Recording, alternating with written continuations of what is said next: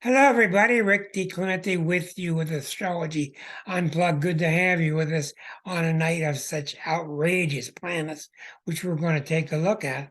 And also tonight, we're going to take a look at something very basic because sometimes we just got to return to our basics. We can't always be very complex. In case you didn't know, some people don't know, our shows are listed and copied to YouTube.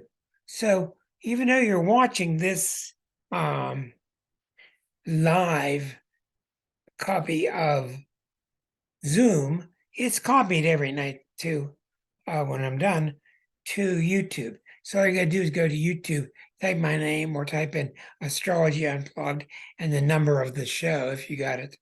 This is number 200 and 313. 313 is tonight's episode.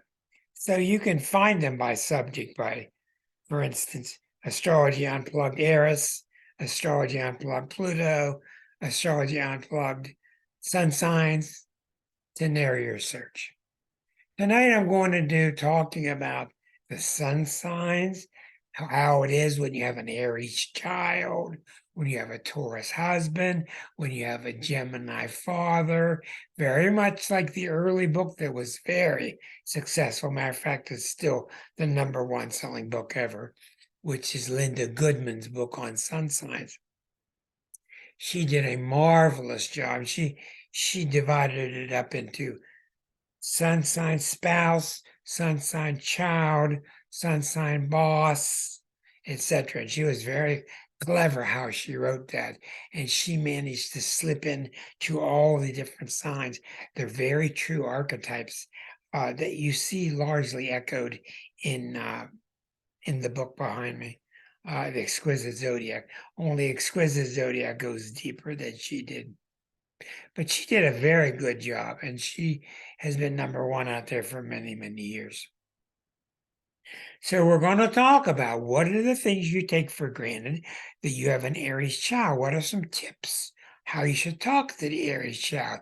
What should your mindset be when you're listening to them? What's important to them? What's not important? And this is something that's very, very important in astrology. And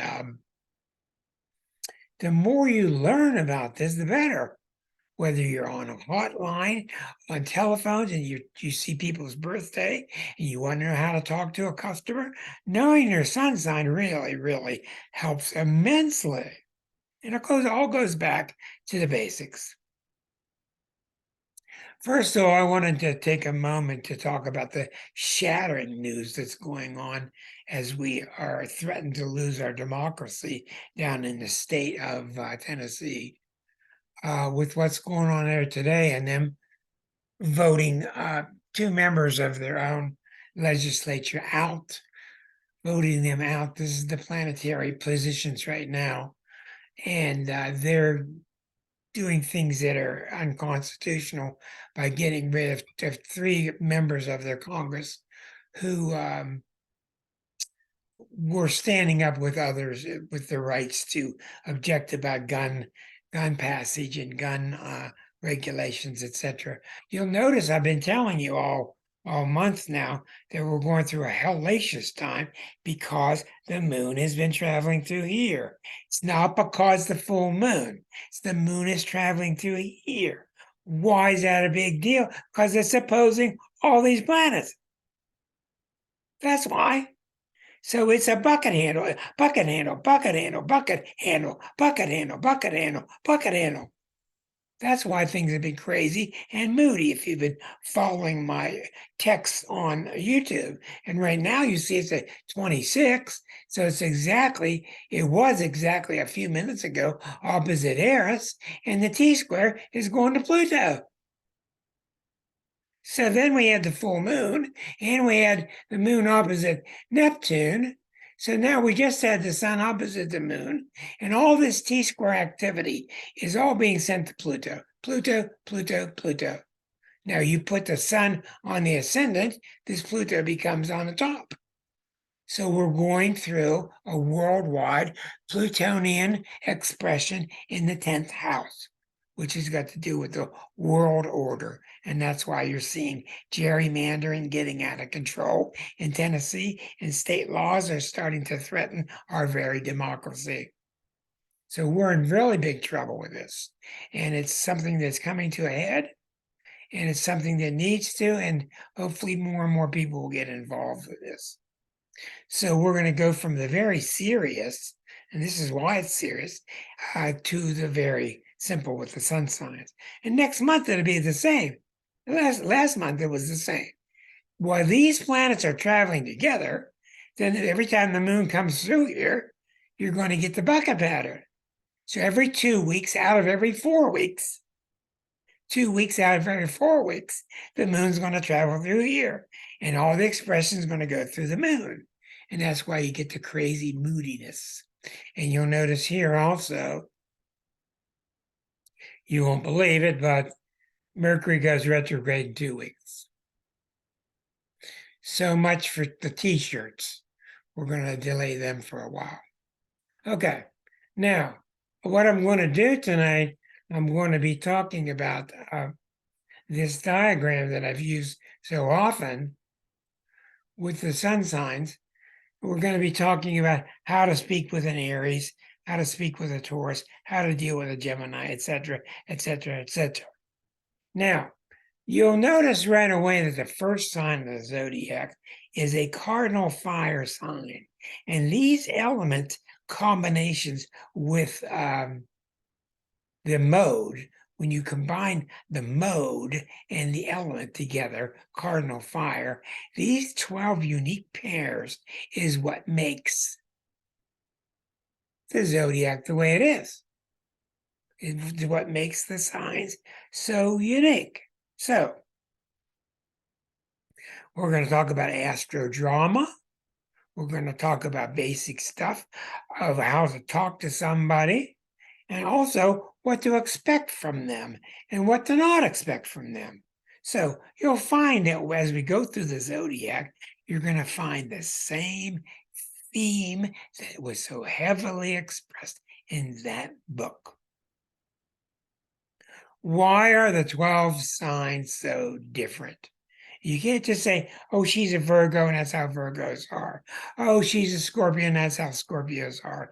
You have to understand the flow to all the 12 signs. Then it starts to make sense, because then you can put it all together. So for Aries tonight, we'll start with the first sign. Whether you're married to an Aries person, whether it's your friend, whether it's an Aries child, whether it's an Aries dog, whether it's an Aries anything. Arian energy is cardinal fire. Cardinal fire means I get things started by lighting fires.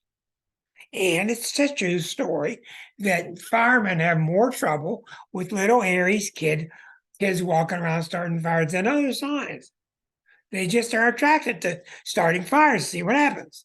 Well, you don't know all about that when you go through your youth and see some people that end up in pretty bad accidents.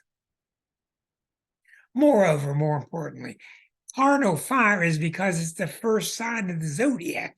It has an impulse to light the way. It has an impulse to get things started. Let's get it going. Let's let it burn. Let's have excitement. So you have to look back and look through the exquisite zodiac to understand that Aries people are here because they're excited about experience. They're excited about adventure. Period. You know it's got to be simple. It's first sign. Has to be simple. Aries are very excited about challenging themselves and seeing what they can do. Look what I did. Hey, look what I did. Hey. So, just with that little bit, it's easy to see how Aries oftentimes are very friendly, and they're very innocent, and they're very nice people, but they can be very naive, and they can be pretty selfish. It's all about me, me, me. Not all of them, some of them. It all depends. One of the things that Aries people are guilty of is they can really get caught up in one-upmanship. You tell them this painting you did. Well, I got to show you the one I did. Well, you tell them about your new dog. Well, I got to show you my dog. Okay. This is very, very common with Aries. Another very common thing with Aries is you tell a story, then they have to tell the story from their viewpoint as if the story's coming from them. It's very Aryan. It's not because they're trying to be mean to you. It's just Aries has a great instinct about I saw the world first. I experienced the world first. And don't you see how important that is? So it's understandable. Now, a couple of things about Aries. Think about the Aries friends you have, parents, relatives, kids.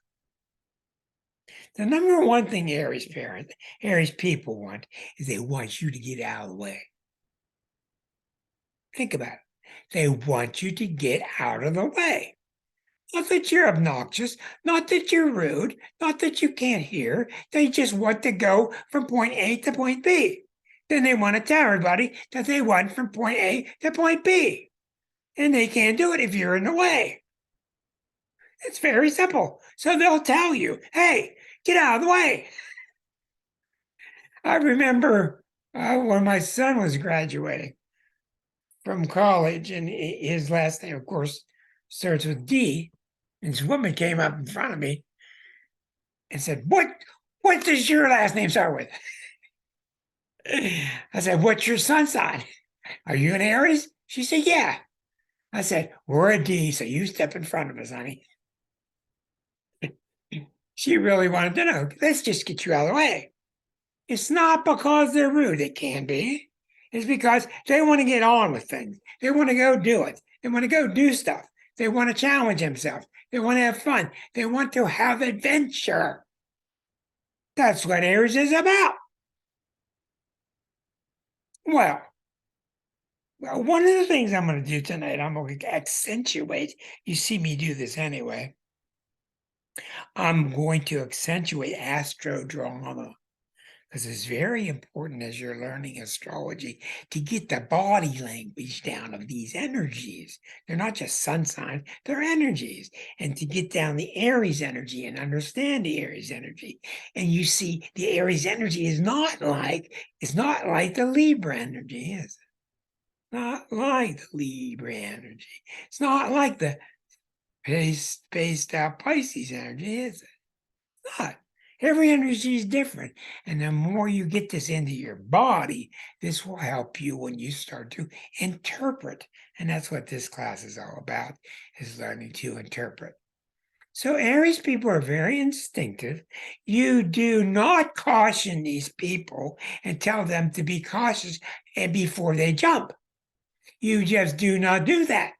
You destroy their instincts by doing that. You let them jump, hurt their head, then come back and tell you how much it hurts. Ow! You don't caution them because they're all about instinct. They're all about the hood ornament on the car. The hood ornament that's out there in front of your car, whether it's a pony or whether it's a sailing hawk or whatever it is. They're out front.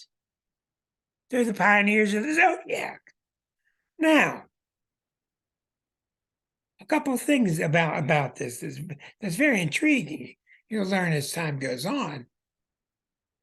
The number one problem people have with Aries is they don't argue enough with them. Argue with them. Get out of my face. Don't be so rude. Hey, go change that channel. Hey, I'm watching that game. Tell them you're pissed off about something. Have it out. Put it on the table. 5 minutes later, 3 minutes later, it's over. Everybody's laughing, having a drink. They get over it. They get over it in no time at all. Like you tell a cancer, oh, get out of my way, will you? You hear my feelings, and they'll tell you about it a month later. Other signs are too sensitive. But I have a lot of success with people when I see the combination of the couple, and I tell the non-Aries to put it on the table. Tell them what pisses you off. You don't have to be crazy about it, but the Aries will battle back. You'll get a few words. It's over. They move on. You see, the whole point is moving things aside so you can move on. Moving things aside so you can move on. That's what it all comes down to astro drama. It comes down to basic instinctual archetypal energy expression. Aries want to move on. Well, hell, you were just born. You are the first thing from God. You got this whole universe to explore. That's where it comes from. Now, we're going to also talk about when you should put the brakes on. When an Aries has got to just learn, hey, let's just cool it, huh?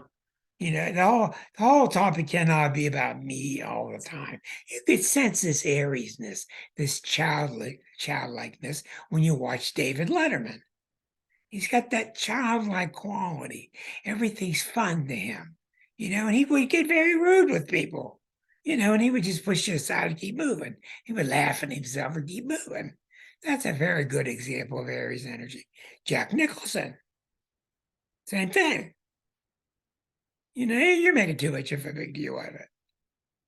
But they're usually pretty pleasant people, and they can become obnoxious, and they can become very self-centered, in which case you just got to stop them, or they're going to stop having friends.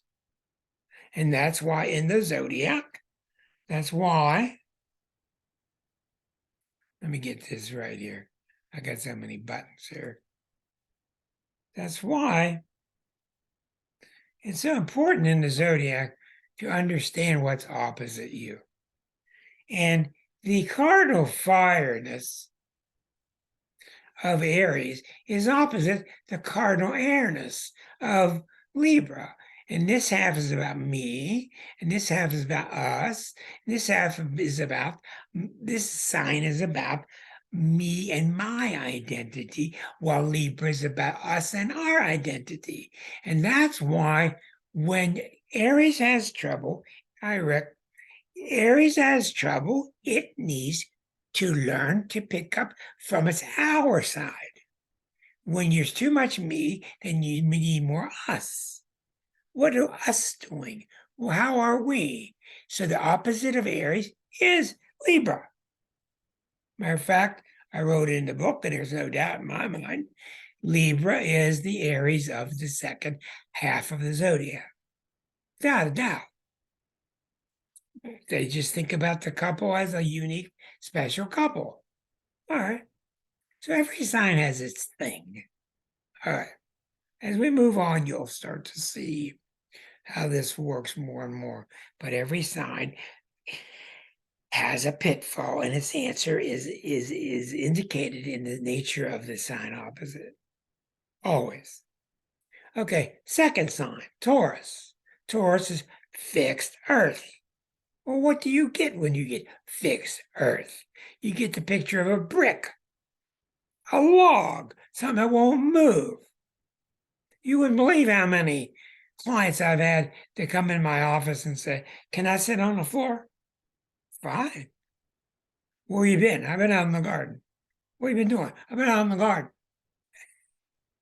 These people love to get their hands in the dirt. They love to be grounded. The sign is about being grounded. And when you think about being grounded, you think about hobbits. Got their feet up by the fire, got the pipe, got those fuzzy feet. They got the tea, and they're grounded. I'm not going anywhere. What's the hurry? I'm not going anywhere. I'm fixed to the earth. So Gandalf shows up, and Gandalf says at the door, knock, knock, knock. I got 13 dwarves that want to meet you. I don't want any dwarfs here. Very much an Archie Bunker type of energy, Taurus. Don't let people bother me. Taurus is, I'm satisfied. I got my sandwich. I got my tea. I'm here and I'm fixed. And that's what Taurus is about. It's about getting anchored. That's what it's about. So when you're with a Taurus, just let them be. They want to watch a game, let them watch the game. If they want to watch the game in the same chair they used for the last 47 years, let them watch the game in that chair. I had a friend, it's a true story from high school, hadn't seen him in years. Taurus, I found out. Honest to God, these stories are great. I found him on Facebook. His name's Gary from high school. And one day, Gary's a pretty smart guy. Gary wrote a poem on Facebook. And the poem was called Ode to Lefty. I said, What the hell is Ode to Lefty? He had eventually worn out one of his boots after 40 or 50 years. And he wrote an ode to the left one, which wore out. His foot went right through it. And of course, the right one was still okay. And he knew that he can't push it anymore. He's got to go get new boots. And he wanted Lefty to know how much he appreciated all those years. That is Taurus. And sometimes I will give you very simple stories because they represent the archetypal essence of it. I don't want to move around. I want to stay here. Well, we got a game going down the street. I don't want to go to the game. You go to the game. Well, I'm bored. I want to go shopping. You go shopping. Tell me what you get when you get back. It's very much an Archie Bunker kind of energy. It can be very stubborn. But generally, Taurus people are very pleasant and they want to just be, let them be. You go to a Taurus's house, they get you a sandwich, they get you a pillow, they put you on the couch, get you a drink. You doing okay? Okay, I'm going the other room. They'll get you comfortable, then they go away. Because they're really here to talk. They're here to enjoy life. Tauruses know how to enjoy life. Get me a sandwich. They know how to enjoy life. Now, it can become very problematic in relationships, especially with father-child, parent-child. With about, and I've asked questions now, with about 2/3 of the ones I've ever talked to have a Taurus parent. I ask them, is your Taurus parent the kind that's very pleasant and kind of generous? Or is it the kind that doesn't even notice that you're there? About 2/3 of them will say, they don't know I'm here. I am not exaggerating. Give me my opinion. About 2/3 of them do not have any. Listen to this one. This is George Bush, but he's a Gemini. Watch my lips.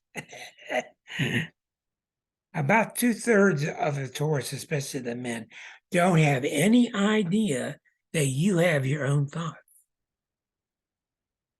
No, I do. And if you do, you're wrong. It's just a matter of how wrong are you? This is how severe it can become with Tauruses. I've had kids grow up with Tauruses that are, well, they're in essence, they're butchered. They're left alone. They're left alone, no attention to the individual that's there. Other Tauruses are wonderful, very pleasant, very generous, really nice people to be around, etc. But the whole story goes back to them in their chair at the fireplace. There is no one else there but them. That's it. That's why the Taurus being symbolized by the Hobbit, by the fire, is really, really good. It's symbolized by me tonight because my armchair died and I got a new one. So I'm in my new recliner. So, of course, you can run into problems. If they become too far that way, they become unbelievably selfish because no one's in their world but them. You want to go take a walk? They can't see why you'd want to. You want to go get a dog? They have no idea why you would want that crazy idea because you disrupt their here and now. So it can be a very dangerous sign. And when they're too fixed, they're really fixed and they can become a real problem because Taurus and Aries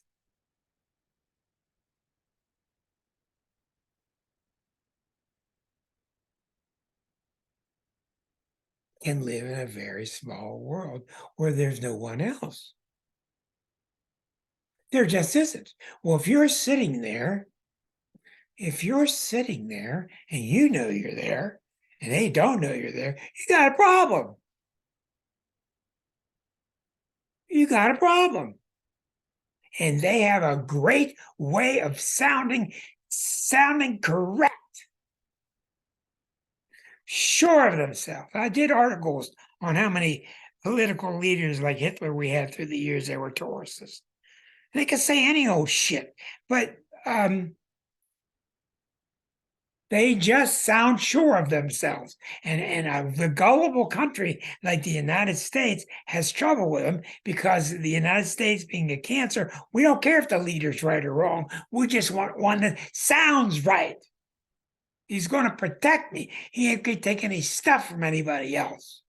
And I did a long article in a newsletter once about all the leaders that have been Taurians through time.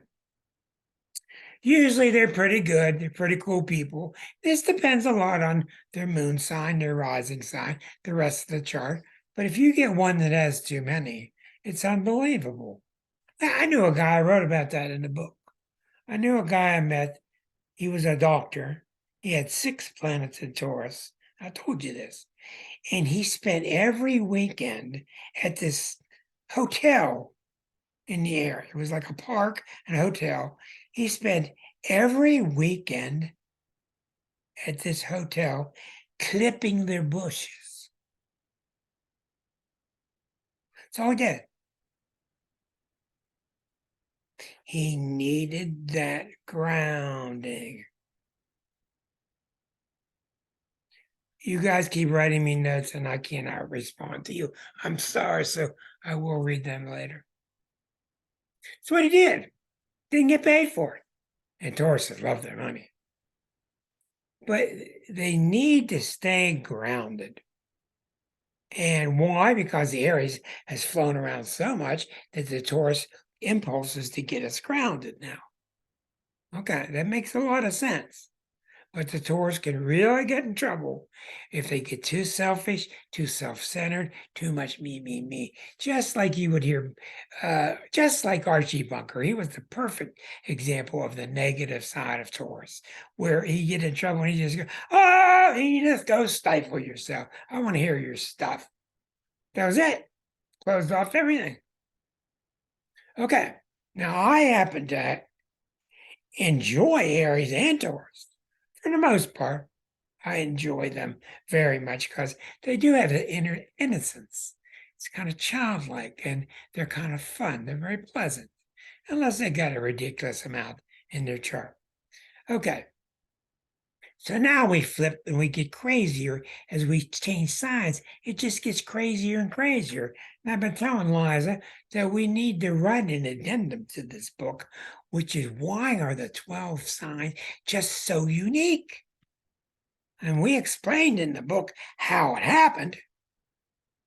That book is not Gemini, Cancer. That book is how it happened. One changed into the other and why. So if you don't know it, I strongly recommend you buy it and read it. Gemini, 3rd sign, mutable air. Mutable, giving out air, giving out thoughts, giving out ideas. So when you get down to these basic 2 qualities, that's what shapes the signs. Now, you've all been around Geminis. What do? They love to talk. Find out something, tell them. Find out something, tell them. What do? They hop over the fence. What's on the other side? Oh, it's boring over here. Let's hop the fence. It's got to be neat there. Ooh, let's get over. Oh, did you see that? That's neat. Well, it's getting kind of boring here. Let's go over that fence. Go over there. So they end up living in the future. They end up living in the future, hopping fence after fence after fence after fence, boredom after boredom after boredom after boredom, and they can't stop it. And there's no sign that it gets more bored in Gemini. Now, there are two types of learning in essence. There's lateral learning, which is you run across all this stuff in your everyday methods. And then there's deep learning like Scorpio, Aquarius, where you get deeply into a subject and you want to master it. Gemini is very much this. And I've even had them write to me in articles and emails. I don't care about going deeply into the subject. I don't want to go deeply into the subject because when I go deeply in here, I'm missing these three parties every year. I'm missing those parties every year. And Gemini can't stand missing the party. They just can't stand it. And I will tell you from my experience, and I don't lie to you, I've done surveys on my radio show and on these shows. What are the favorite two signs of all people? Gemini, Libra. I mean, I'm surprised by it myself, but that's the favorite two signs because they're both very social and they're both very talkative. Gemini, Libras are the favorite signs en masse when you ask everybody. What are the two unfavorite signs? Cancer, Capricorn. Because they're the two signs that don't talk a lot in general. They're more reserved. They stay to themselves. It takes you time to get them to open up with you. So it's understandable. But with Gemini, everything is very childlike. Everything is interesting. The word interesting is in every sentence. Every sentence has the word interesting. Why? What happens when something's interesting? Well, when it's interesting, and I've spent a lot of time because this is very interesting. When something is interesting, it can peruse your mind, but it does not stick anywhere. You can float through and you can look at it. Ooh, wasn't that interesting? What was that? That's interesting. You don't have to grab onto it. You have to do anything to it. And that's Gemini's job. Gemini's job is not to go deep. It's the third sign. It's about developing the mind, developing communications, and sharing information. Period. That's what Gemini is about. Now, if you get a mother like I had, a Gemini mother, she would change the subject every 3 seconds. And while she's in the middle of changing the subject, she would change the subject. And when I would come home at night, I'd have to open the door slowly because I didn't know if the living room was now the bedroom or was it now the kitchen or what, because she had a Capricorn husband and she would get bored. So she'd move the furniture around and I'd have to worry about tripping. And my dad would say, "Oh, bullshit." The old man Capricorn. The damn chair goes there, and that's what's the problem with the chair? So he needed to understand that she needs to change things around. She needs to understand he doesn't want to. They come see me, then I can explain it. People accept it. But I see a lot of Geminis married to Tauruses, which is really not a good combination. And I can explain it to them, and they're fine. And I tell the Gemini, look, he wants his chair right there. Okay, right? Right. And I tell the Taurus, look, she doesn't want to go bowling tonight like she did the last 5 nights. She wants to go to the flea market, something different. Well, I don't know why she can't go bowling every night. You see how fixed we get to our basic nature. But where Gemini goes wrong, and this is really, I'm going to tell you the truth, Gemini females are very different than Gemini males. Gemini females are much more critical and outspoken about it. Gemini men aren't. Gemini men are usually, you can see with Rick. Rick's got big Jupiter in Gemini. Rick's very friendly and talkative, and he'll change the subject and go over and talk about this and that. It's very light. It's very nice. But not with Gemini women. They'll go poke in the eye. They'll tell you off, buddy. Man, they will tell you off. If they want to. I don't know why, but Liza disagrees with me, but I know this is correct as far as I've seen. So what are they doing? They don't want to stay put. We're a great big reaction against the sign before us. That's what that book's about. So Taurus had his new easy chair and was fine. Gemini doesn't want that. Gemini wants to go do this, go do that, go do this, go do that. Okay, now, where you can get in a lot of trouble with Gemini is they have this is very true. They have a very serious habit of taking things lightly that they should take seriously, and vice versa. They do. It's just that they're not meant to take things seriously. Now, I'm not going to talk about Jeffrey Dahmer and his Gemini partners. I'm not going to go into that one. But a lot of serial killers do end up being Geminis or have a lot of Gemini in them. It's not because they're cruel. It's just because they get curious.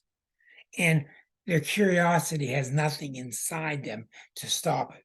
There's nothing inside to stop that. So they go, why not? And a lot of guys murder because they want to feel what it's like.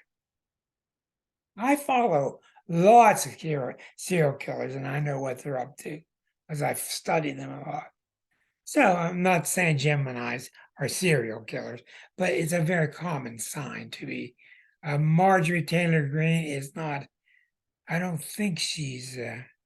Maybe she is. Maybe she is. I'm not going to argue about that one. Okay. But anyhow, the trouble with the Gemini is they're going to hide from you that they don't know as much as they put on. If they can't go deep, well, then they can't be too knowledgeable. They stay on the surface. They can fake you out into thinking that they've got this great depth, but they don't. That's the rest of the planets are there. We have some great Geminis who are brilliant, but typical Gemini is not very deep, and they want to change a subject before you expose them. That's what they do. They change a subject, and you're real good at it. Oh, that slap in your face? I didn't mean to slap you in the face. Yeah, you did. Oh, that slap in your face? I did not mean to slap you in the face. Yes, you did. And it hurt, and I don't like it.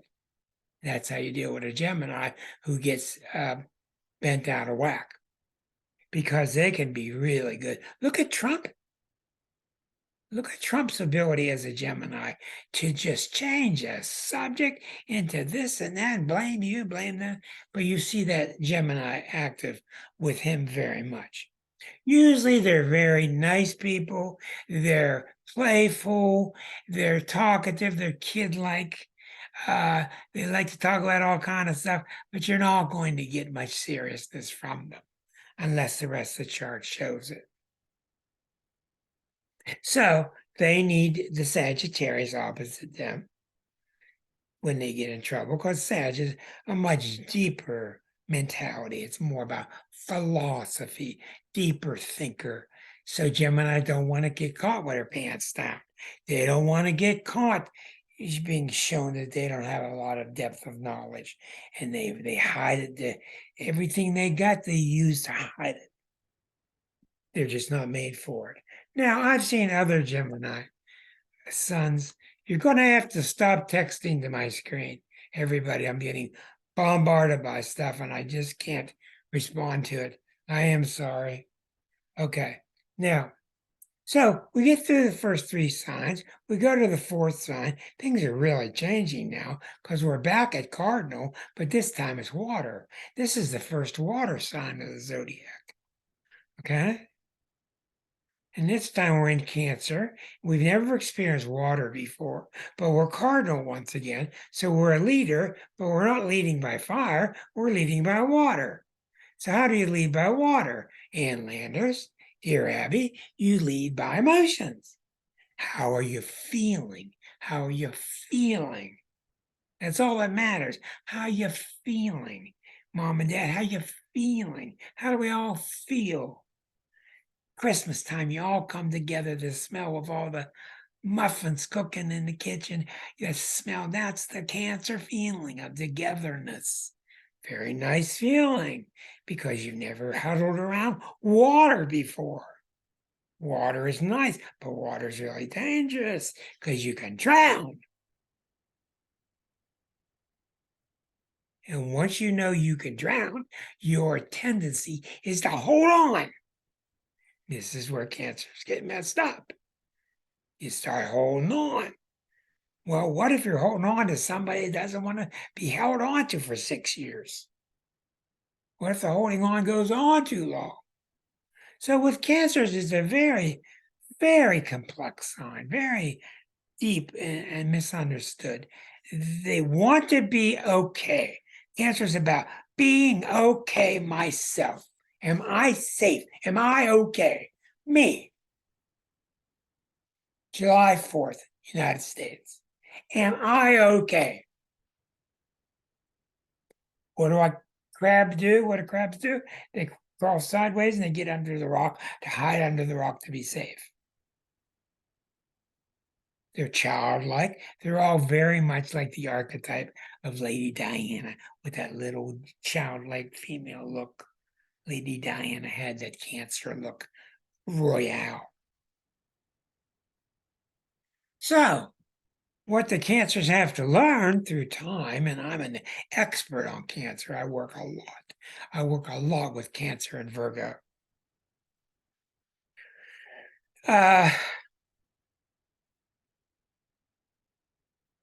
At some point in time, Cancer has to start getting over themselves.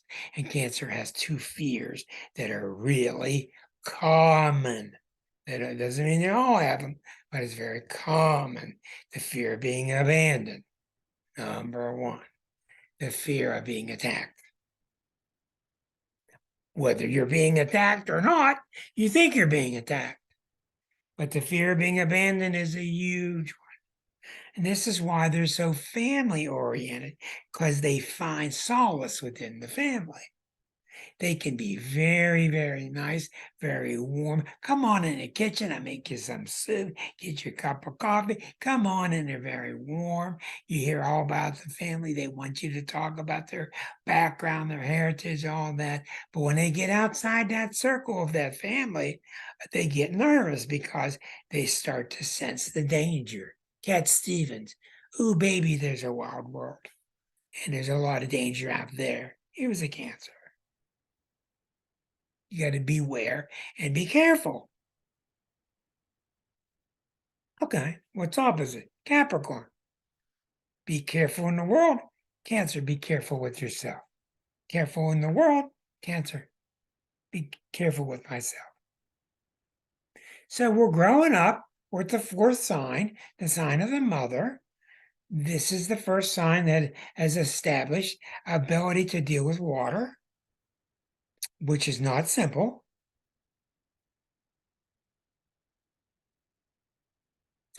Your fear of drowning is usually overwrought because if you just spend a little time here and there with your friends, you're going to learn to swim. But this can be a real problem.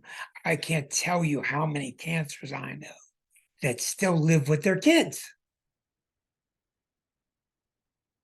Cancer adults, 50 and 60, that live with their kids. I'm not going to judge them. I don't know what it's like to be them. Their marriage didn't work, whatever, so they live with their children. Very unusual family dynamics with Cancer. Not always, of course. Now, Cancers are very, very sensitive, and the way you deal with a Cancer is gently, with gloves on, gently. You're delicate with their feelings. You gotta take care. I've even told people, and I believe this, I really believe that the other 11 signs of the zodiac are here to take care of the Cancer. I've given it lots of thought, so I don't need to argue about it because I've given it tons of thoughts forever. Doesn't mean I'm right, but I know there's a lot of rightness to it because they're just built with not a sense of being able to take care of themselves. And this whole dynamic of the kid won't leave and the father and mother have to throw them out because they're enabling them and they have to eventually pitch them out the door, that's a very Cancerian thing. And that can become a really sad situation. It really can be tough. The best way to deal with cancers is to program them when they're young that you're more capable than you think, honey. You're more capable. You can handle this. You can handle this. Really, mom? Yeah, you can handle it. Really, mom? And they're gonna listen to mom. They do everything mom says. Following their address, holding onto her dress. Mom says I can do it, I can do it. That's the way you deal with them. You don't deal with a Cancer by, honey, be really careful what you're doing. Oh, no. That's what you don't do. Because then they end up afraid of everything. And it really can get very sad. Cancer is very much the Asperger sign.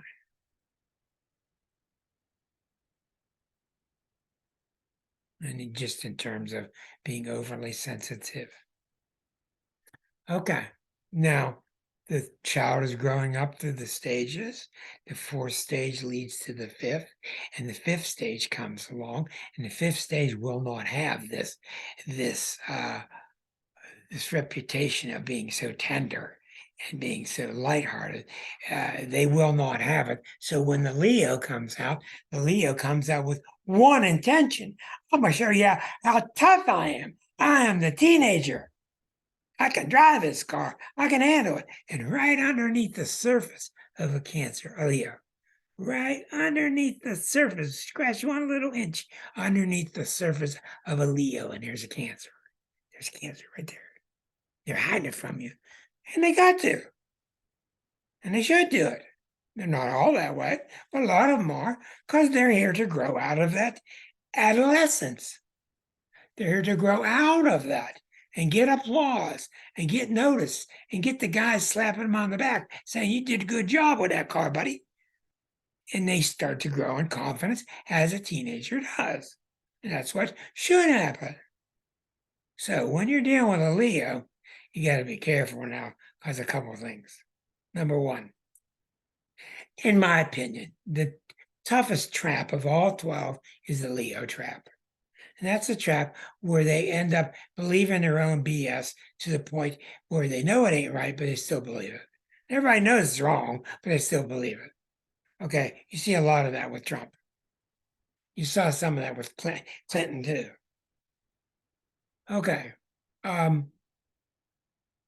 Number one, you have to show them respect. M-U-S-T. Let's spell respect. M-U-S-T. You have to show them respect because they're built on it. If you don't show it to them, they can't handle it.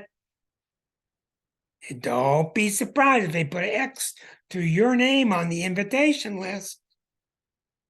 They will write you off if you don't show them respect, because Leos are really tremendously involved with dignity. They're built for dignity of self. You saw this with Obama. Dignity for others. And it's a beautiful thing.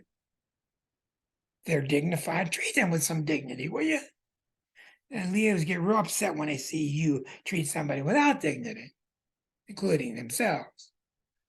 Now, the problem comes in if they start to believe their own castle in the sky, and everybody knows the castle in the sky except them, and they're going to insist on living there. And a lot of them end up living there by themselves for the rest of their life.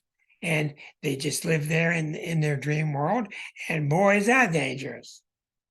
It does happen. Not all the time, but it does happen.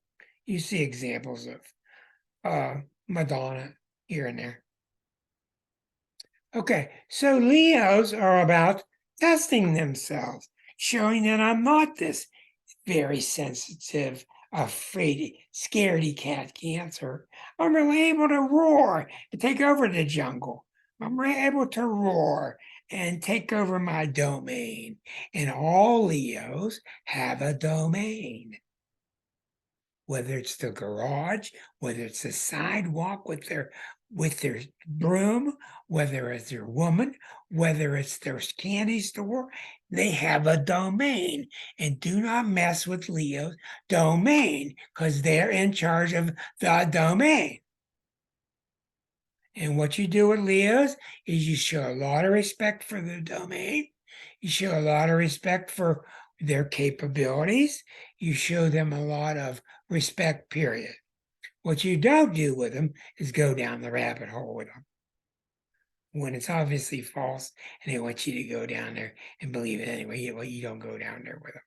You just leave them where they are and they got to find their way out of it. But they're a very proud sign. They're usually very generous. They love children. They're very creative. Largely a really good sign. The Leo women are usually they're usually a little more mature than the Leo men. I find sometimes the Leo men get caught up on ego more than the female, and that's a male thing anyway. Now we're getting complicated. Now we're in a Virgo, and Virgo is a tough sign. So we're now in a sixth sign, the end of the first half of the zodiac. And Leo's opposite Pisces. I'm sorry, Virgo's opposite Pisces. And Virgo is mutable earth. You did see back in Leo, I'm sorry, how they're fixed fire. Fixed fire. When I roar, it's going to keep roaring. I'm just going to keep roaring. The fire keeps coming out. With Virgo, it's so different. It's mutable earth. Mutable earth. Help you with this earth. Help you dig this hole. Help you buy this car. Help you cook these brownies. Be a nurse. Be a furniture builder. Mutable earth. This is a tough sign because they're shy about emotions, but they're usually very honest. And the way you deal with a Virgo is you're very careful about any possible criticism. Be very careful you lay any criticism on them because they've already criticized themselves 600 times before they got to you. So be very careful of the words you choose because they're very touchy about it. They love being complimented on the quality of their work. They love being respected for being self-made. Those are the big things about Virgos. They're a tough sign because they're very tough on themselves. And if they don't watch it, they become a robot because they're obsessed with that thing called get something done. Be productive, be productive, be productive, be productive. And I actually asked them, if you make 10 widgets today and tomorrow you make 11, will you be better off tomorrow? Yes. No, you won't. You think you will. What if you make 15? Oh, I'll be a lot better off. No, you won't.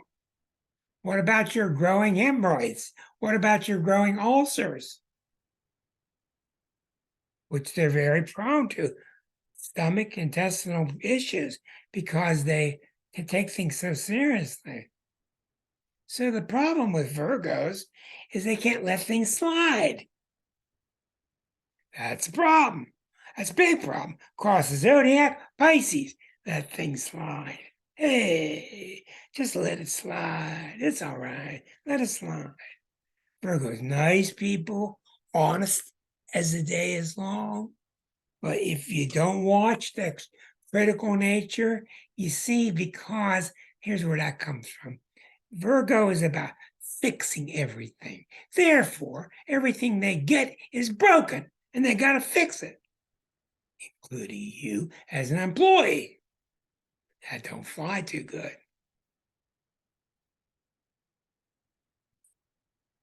Well, of course, not everything you get is broken. Some things have little flaws, and it's your nature to fix them. There's nobody in the zodiac better than fixing things than Virgos. But after a while, Virgos have to learn not everything they see, not everything that God gave them is broken and needs fixed, including their feelings. And that's why Virgos have trouble with emotion, because they feel like they're broken, and they feel largely like they're never satisfactory. It's going to be a heartbreaking sign, a tough sign. I know many, many children I've interviewed who are children of Virgo parents. And 3/4 of them will tell you nothing I ever did was good enough. Heartbroken. Nice people. Kept them clean. Put the food on the table. Clean shaven. Nothing I ever did satisfied my mother or my father. They were never satisfied. And the child can really grow up with a big dent, big dent because of that. And it goes back to them being allowed, it goes back to Virgos allowing themselves to take vacation. And I'm serious. Allow yourself to take vacation. Don't schedule sex from 9 o'clock to 9:05. Just do it when you want to. Go on vacation. You don't have to put it on a schedule. You're really free to do what you want. But see, Virgos don't sense that. Virgos sense that when you're free to do something, you must be screwing somebody over. You're doing something wrong because you really don't have that kind of freedom. So what happens? The last 10 years, Neptune's been going through Pisces, the opposite planet.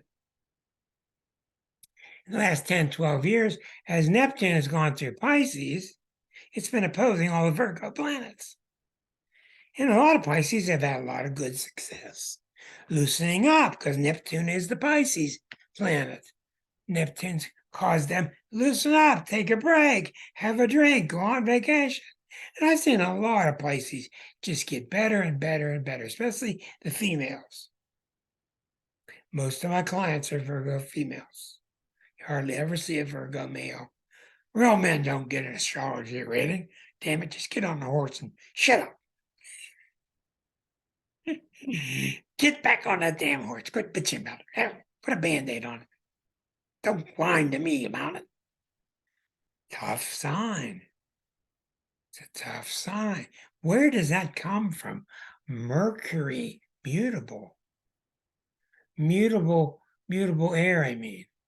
Mutable air. Where does that come from? Mutables giving out air is ideas, being productive with your ideas. Virgos write the books. How-to books are really good at that. It doesn't come from that. It comes from the rulership of Chiron. Chiron can be tough. The centaurs can be a tough group. That's where that comes from. It also comes from the fact that they're the sign that's just about to hop over the line and meet other people. And Virgos know that's coming. That's the main reason. And because you're going to go meet people, well, you better look good, you better have the right clothes, you better be from the right side of the tracks, etc.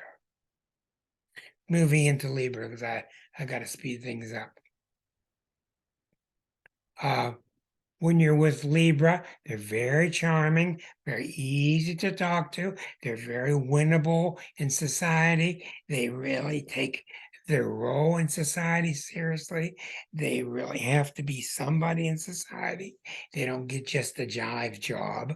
They want to be somebody with some class to it. Class is everything. Treat them like they got some class. That's your number one thing. Treat them like they got some class. Of all the signs I've ever had, if I've had anybody get upset with me, it's been the Libras. Usually they don't get upset with me. It's things I said. And the reason they get upset with me is sometimes I'm just too honest. And they don't like that. I understand it. It's okay. So you got to watch out for that. Libras, everything's tactful. Everything's tactful. Everything's smooth. Okay? But you gotta watch out for Libras because you gotta ask yourself, are they real? Are they real or are they a social climber? And that should take you about 10 seconds to feel. You can feel it, if it's real or not. Nice, nice people, very smart, possibly the smartest sign of the zodiac. Treat them with respect, treat them with tact, but be careful till you find out everything that's coming from them is real. Scorpio. Now we're into a tough sign. Fixed water. Fixed water. How do you treat fixed water? Well, you don't try to talk them out of how they feel. If they hate somebody, they hate them. They love somebody, they love them. Okay, let it go. Number two, don't try to hide from them. They've already seen through you before you walked in the door.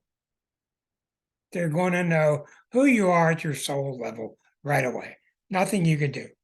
Be naked and that's it. In most cases. Sometimes they're wrong. Usually they're always right. It's like Virgo. Sometimes they're wrong. I've seen it. Scorpios are all about intense, close, promised relationships, dedicated relationships. It's all about. Never betray each other. So when you're with a Scorpio, never betray them, and you'll be fine. If you betray them, and get the hell out. Get the hell out if you betrayed them because they're going to remember it, and they're not going to let you forget it. Now, Scorpios are very intensely warm, emotional people, and they're not going to. What they respect is dedication, stick to itness, fixedness. They don't do well with changeability. So be constant with them. If you have a Scorpio child, you have to teach them grade one or before. You got to start them very early on the fact that they're fallible. They often treat themselves as if they're not allowed to make any mistakes, ever. They're a coward if they make mistakes. You got to get that out of them. No. You're not a coward. That's why I often advise people with Scorpio children to get them a pet very early and let them take care of the pet totally so they can understand when they make mistakes and take care of things, etc., how the animal makes a mistake, etc. That can really help them. If they have too much Scorpio, there's not much you can do. If that child has too much, there's not much you can do except sit back, teach them right from wrong, and let them be themselves because there's not much you can do about it because they're just too fixed. They're going to do what they want to do. Never leave you, usually, unless something dramatic happens. They're very dedicated to you. As a matter of fact, one of their big problems is over dedication.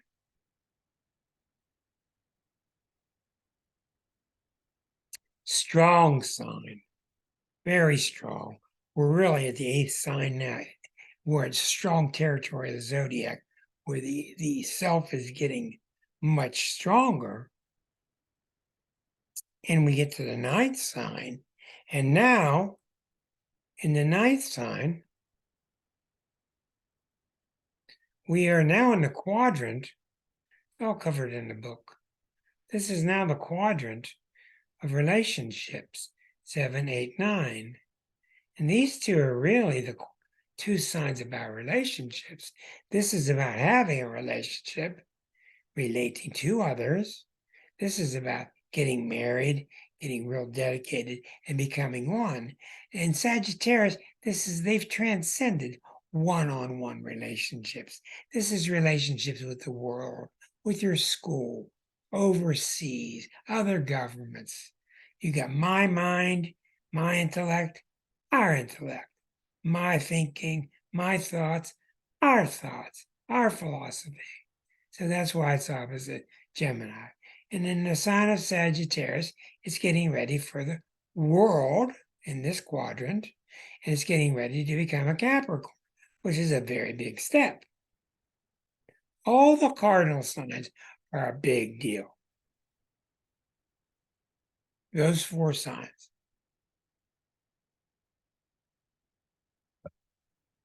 Now in Sagittarius, what you need to do, well, I got to go back to Scorpio. How do you treat them? You treat them with respect, but I already told you the main thing. Don't try to BS them. Don't do it. Won't work. You're gonna flunk right away. And Claudia's going. If I tried that and let's see, did I do that at work? That didn't work. That one didn't work. Anyway, it ain't going to work. You will occasionally, in my opinion, you will occasionally get a Scorpio who is wrong. They are over paranoid about you. They do get fixed ideas about others that are really incorrect, and they get lost in it. And they're just a flat out danger. Just leave them alone. You will get those kinds now and then, because those kinds, they just can't believe. Those kinds of Scorpios just can't believe that other people don't have fixed emotions. They can't understand it. How could that be?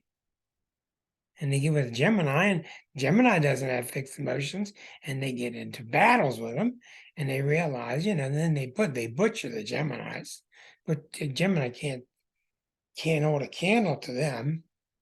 And a lot of it, they're just taking them too seriously. You'll find one of the most common marriages in the zodiac is Gemini women and Scorpio men. It's unbelievable. I don't know why, but you'll see it. So we go into Sag. Sagittarius want to have fun. It. License plate. F-U-N. Fun. Want to have fun. If it ain't fun, I'm not doing it. Well, now you see why that's square to Virgo, huh? What do you mean fun all the time? Virgo says. Sag says, why not? Hey, what the heck? Richard Pryor. Hey, what the heck? That's Sag. Get away with murder. Get away with murder. Just get away with any damn thing they want to. Just because they change the subject, they laugh it off. And you think about the Sages in your life, and you'll know half the people that you go to see comedy movies about. Those are the Sages. Fun-loving, smart. They're not dumb. They're 9th sign. They're opposite Gemini. They're approaching the sign of Capricorn. They're getting ready for the world. But what they're interested is in the world. What are the thoughts? What are the philosophies? What do the governments think? You see a lot of people in politics with a lot of Sag in them. And what do they want? They want you to continue having fun with them. And do not try to nail them on the cross. Don't do it. Even if you got footage. I know you said that. Fawn Hall was there, and it was Fawn Hall, and you were Gary Hart, and it was Fawn Hall, and we got video, and he will deny it to this day.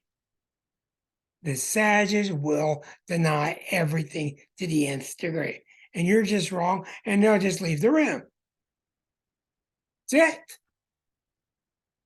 Now, they can get themselves in a lot of trouble, and the main way they get in trouble is they promise and they don't deliver.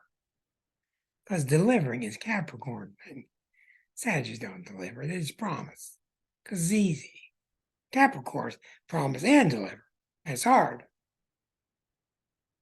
So anyhow, Sagittarius, basically a very fun sign, very likable, very loose, just like Gemini, a broad version of Gemini. And a lot of what happens with them is they promise and don't deliver, and that gets them in trouble. And it really can get them in trouble.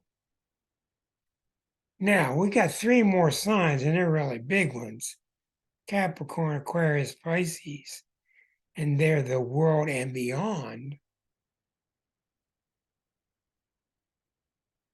Okay. So now you're in the sector of the world, in Capricorn's world. You're now opposite Cancer. You're now afloat and you're confident, but you're in the top of the world. You're on top of the world. And that's why Capricorn must be positioned at the 10 o'clock position.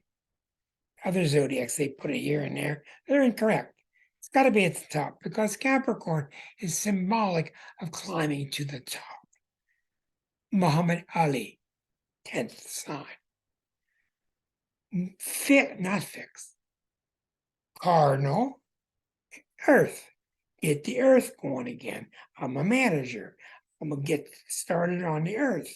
I'm a good manager. Many of our presidents have been Capricorns. They're usually the leaders, the executives, the more serious minds. The way you deal with a Capricorn is you show them respect. You don't take them lightly. You don't mock them. The number one thing you don't do. You don't mock them. They cannot deal with it. They won't deal with it. They won't tell you that, but they'll show you somehow. And they don't deserve to be mocked. Capricorn takes things more seriously than other signs because they take things more seriously. And thank goodness that somebody in the zodiac's taking something seriously. And that's what Saturn's job is as ruler of Capricorn. It's a very advanced sign. It's very underrated, very mature, the sign of the father. Usually a very dry sense of humor that's more advanced than you think. They're usually very far along as far as social position. They've worked hard to get to where they are. Almost all Capricorns, almost all of them are obsessed with duty and responsibility. They can't get away from it. When I say almost all, that's pretty rare. They almost all have it. Duty and responsibility. And if they don't, something really gone awry. Okay? Yeah, you got to help them loosen up. And that's because Sagittarius is the sign before it. Sag wants all fun. Capricorn can't understand that because the world doesn't work through all fun. That's the difficulty between Sag and Capricorn. That's the difficulty between Pluto and Sag up through 1995 and Pluto and Capricorn after 2008 till now. Now we're getting the cusp of Capricorn and Aquarius. So now at the 11th stage,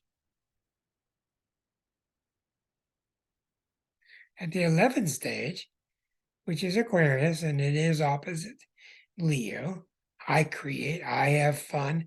Look at me, what I did on stage. Look at what we did on stage. Look what we did as a group. So Aquarius is this wonderful sign. It's fixed air. It's not a water sign. Even though that looks like water, that's not a water sign. It's an air sign. That water is because of water bearer. They're water bearers, which means they like to give back to the earth. They like to water the plants. They're obsessed with the environment. The water bear likes to give back to the world. Very advanced sign, 11th sign out of 12. They're about putting all ideas together. Fixed air, fixed air, putting the ideas together, putting the concepts together. No matter what Aquarian you talk to, in any stage of their life, that's what they're always doing, is putting the big puzzle together mentally. You may not like it, you may disagree with it, but you're not going to change your mind because they're fixed. Fixed. How do you treat an Aquarian? Just show them respect. They've done a lot of work to get to where they are. They've not borrowed a thing from anybody. They've not stolen a thing from anybody. They're very honest. Just leave them alone with their wacky ideas, because a lot of them have wacky ideas. And some of them aren't so wacky. Just let them have their ideas. You've seen what's her name on daytime TV? Starts with the E. Young lady has her own show, starts with E. I forget. Anyhow, she gives presents away all the time. Ellen? Yeah. Ellen, thank you. You win the prize. Ellen. Ellen's very typical Aquarian. Very typical. Very, very friendly. She gives off the feeling of just go be yourself. That's the beautiful thing about Aquarius. Just go be yourself. Just go be yourself. But you're not going to change your mind about anything. Nothing. They're brilliant. They're way ahead of their time. They're not going to follow anybody. They're not going to listen to anybody. But they're very talkative. They're explorative. They go deeply into things. They're very, really, really good people. Very idealistic. Usually Aquarians have less trouble than anybody else in the zodiac because they're so tolerant of everybody else. They're really very tolerant and very understanding. I'm glad you got the Ellen part. That's good. Okay, one more sign. It's the ultimate sign in a lot of ways. It's a tough sign to discuss, and that's the sign of Pisces. And it's amazing how the zodiac is so beautiful that you follow the whole zodiac, and you follow cardinal fixed earth, mutable air, cardinal water. Eventually you end up with mutable water. And that means all they want to do is give love. That's pretty amazing. That's why there's one reason the zodiac is exquisite, because it ends up with the wisdom of mutable water, giving love. Don't keep anything yourself. Give it all away. You don't need anything for yourself because you've already got it all. Tough sign to be, very hard sign to be, very troubled sign, very confused sign, can be very lost. The way you deal with Pisces is very simple. You leave them alone. That's what Pisces wants. Just leave me alone. Now, if they're really, really lost, then you got to help reel them back in. Yeah, no matter what they say. And they can get into drugs and alcohol, all kind of trouble, and you reel them back in and you get them into some kind of program to help them because they can really, really get lost because they're unbounded. All 11 signs have some idea what boundaries are. So you get Sagittarius. Sag doesn't understand boundaries. That's why everything's fun. Everything's fun. Really isn't. Get the Pisces. There's when there are no boundaries of any type. Mental, emotional, none. But it's hard to be. Hard to be. Because you're living in the God state. Because he's the only one that lives in that state of unboundedness. So how do you live in a boundless state while you're in a body on this mythical earth? That's why it's tough. So the way you deal with Pisces is don't give them a hard time. Just don't give them a hard time. They're nice people. They usually give you the shirt off their back. They're wonderful giving hearts. Help them out. Help them deal with reality.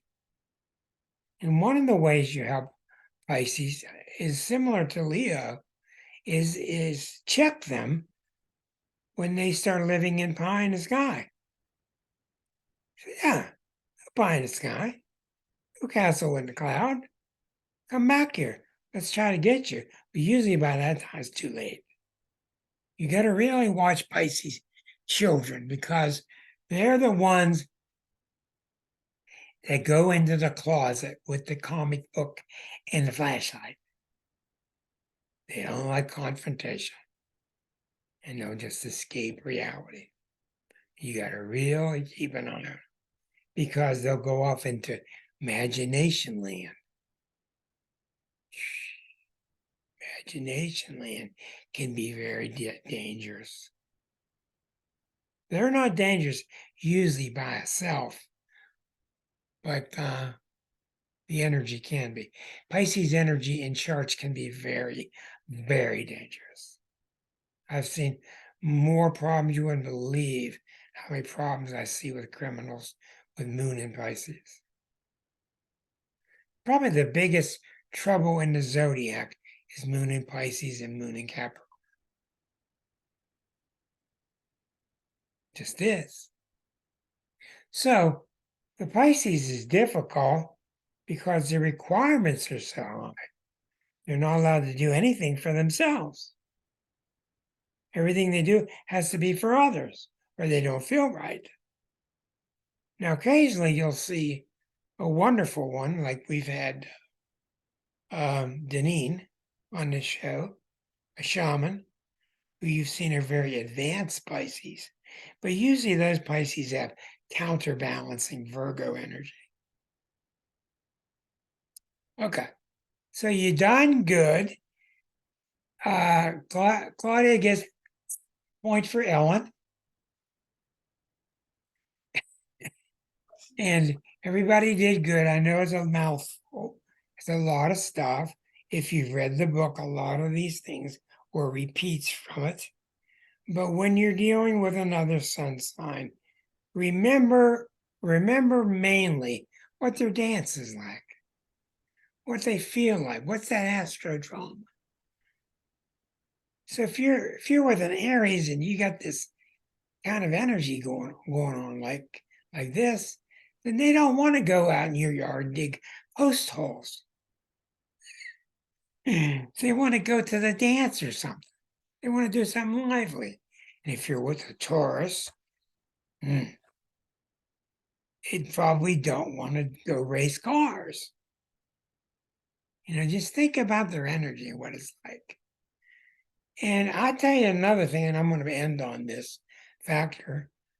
I don't know how through all these years we've learned to get along as well as we have. And it looks to me like we're really close to the edge right now. We're close to the edge. So do what you can. But it's a miracle that we've all gotten along with all these sun sign differences. I'm going to go enjoy my chair, everybody. So. Hi. Thank you, Rick. You got us prepared for Easter and Passover weekend with all of our various zodiac friends. What I'd like to do, thank you, Rick.